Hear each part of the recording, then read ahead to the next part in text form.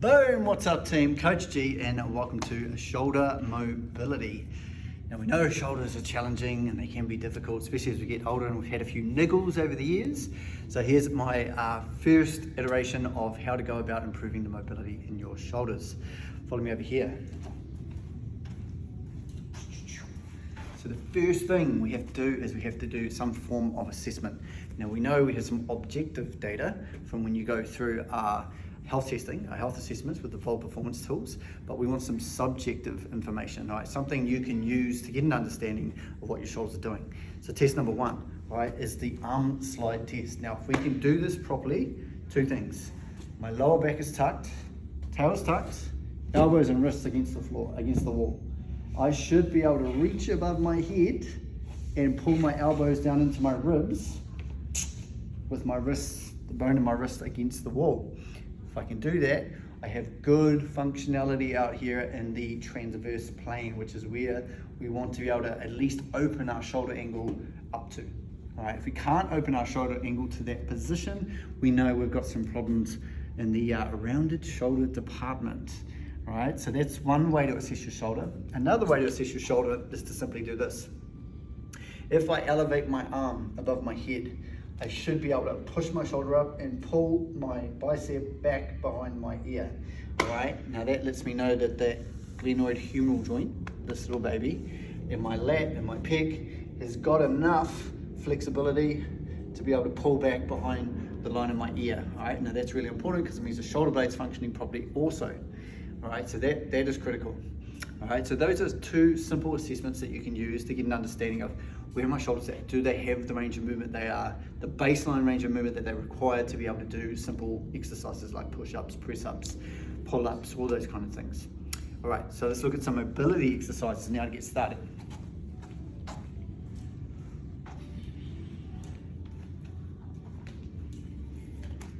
So my very first one is greasing the groove. Okay, we call this greasing the groove. It's an old school exercise, it's called a pass-through.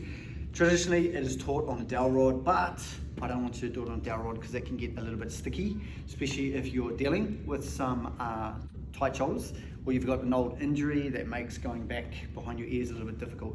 So the way to do this is to use a band, and the lighter the band, the more give, all right, which is good because that allows us to work with what our shoulder's capable of doing.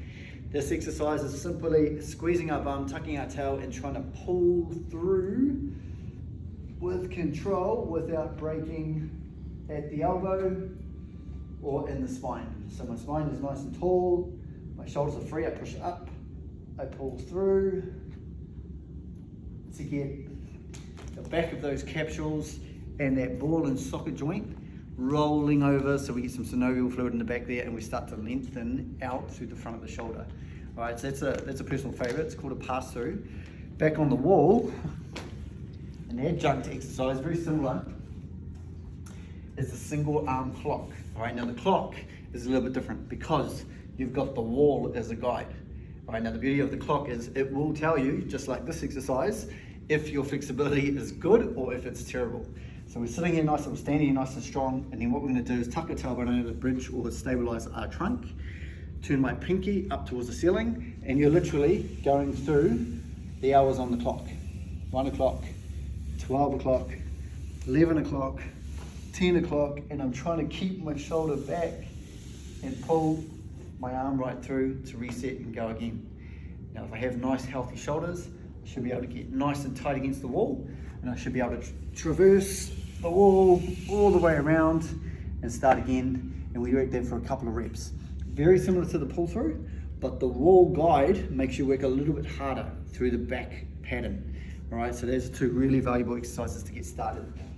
All right, and that is, like I said, just about greasing the groove, and that's a really good place to start. You always want to start with something that's going to mobilize and push synovial fluid into the joint. All right, that protects you from what you're potentially going to do next, which is an extended range of movement. All right, now an extended range of movement, my personal favorite is to put yourself in a mechanically disadvantageous position and try and increase range with resistance. All right, now the key here is you have to go with the resistance. I'll demonstrate without the plates and then I'll give you a demonstration with the plates.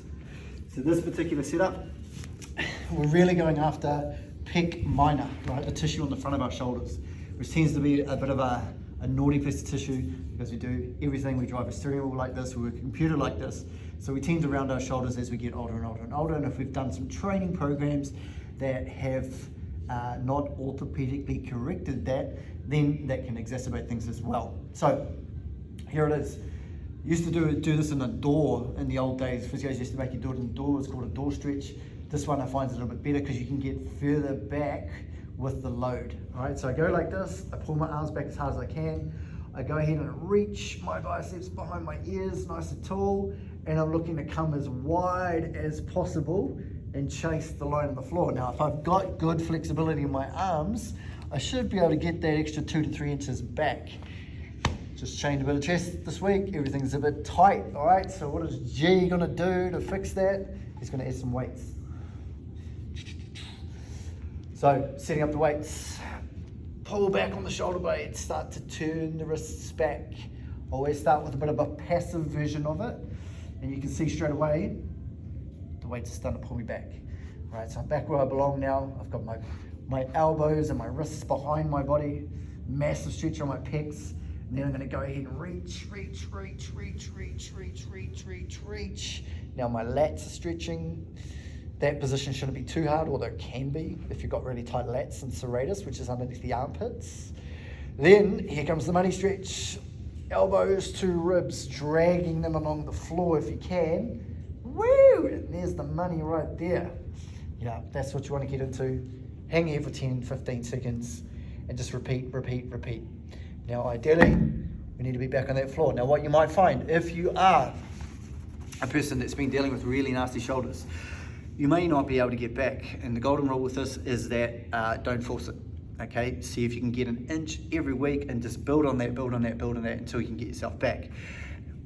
However, what if you're doing this, 4 weeks have passed, and you're not really making progress? You're like, man, this just hurts every single time. Let's talk about your thoracic spine.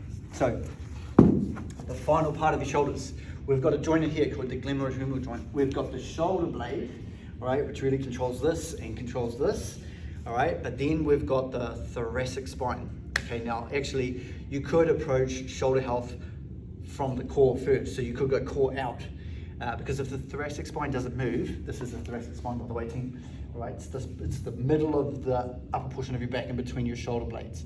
Now if that gets stuck in flexion, all right, you're going to run into trouble with your shoulders. You will immediately run into trouble with your shoulders. So if you are that way inclined, you're a bit fixed and you find extending really, really difficult, we've got to go and get that extension. All right, so 2 exercises for the thoracic spine. Come down. First thing is a rotation. Elbow on the floor. We're going to look to push through the hole. And the big money stretch is here. Rotate, big chest. How far around the corner can you get? And through the hole, thread the needle. How far around the corner can you get? All right, so this is all about opening the body through this plane here and moving the thoracic spine in this direction, right? And that'll start to give us a bit more freedom of movement. Then you can get your roller back and we can go into extension with assistance. So this looks like this. Foam roller into the smaller of your back, all right? Then from here, look to extend over the top of it. You don't want to be a seesaw, right? So it's the upper portion of your back. Use your arms to counterweight over the top. And then from here, head down, hips to floor with repeats. Hips up, slow control, hips down. Well, hips up. And I can pick on different parts of my spine. Top of the shoulder blades, bottom of the shoulder blades. And then from there, we're going to start to see a little bit more extension out of your upper back. If you get more extension, you get more open shoulders. All right, so the extension is really, really important. Now the final one I will leave you with is a little bit trickier, but it is important to mention, which is this. All right, internal, external rotation. Now, traditionally, external rotation tends to be the more dominant pattern, not always, but in most cases, just working outside here is going to get us that back. The one that won't come back by itself without a bit of cohesion is the internal rotation pattern. All right, so let's look at how we go about that. You'll know, if you don't have good internal rotation, you know because you cannot get past your body. You get stuck. So the way to train your body to get internal rotation back is to do this. Put your elbow down on the floor, get sideline, and then you're simply going to do this. See if you can start to push your hand down to the floor. Now you can see this shoulder doesn't do that. All right, so I am missing internal, I'm blocked, right? And I can feel this is my levator scap, my traps. So this for you guys, you girls who have really tight posterior parts of your shoulder girdle and your trap, this one is money. All right, now if I spend here a good 60, 90 seconds, 2 minutes here, that's just gonna get lower and lower and lower and lower until I get closer to the floor. Right, this one's the kind of little forgotten one that no one really remembers to do, but it's vitally important. It's one of those muscles that stabilizes your shoulder when you're holding things. All right, the rotator cuff.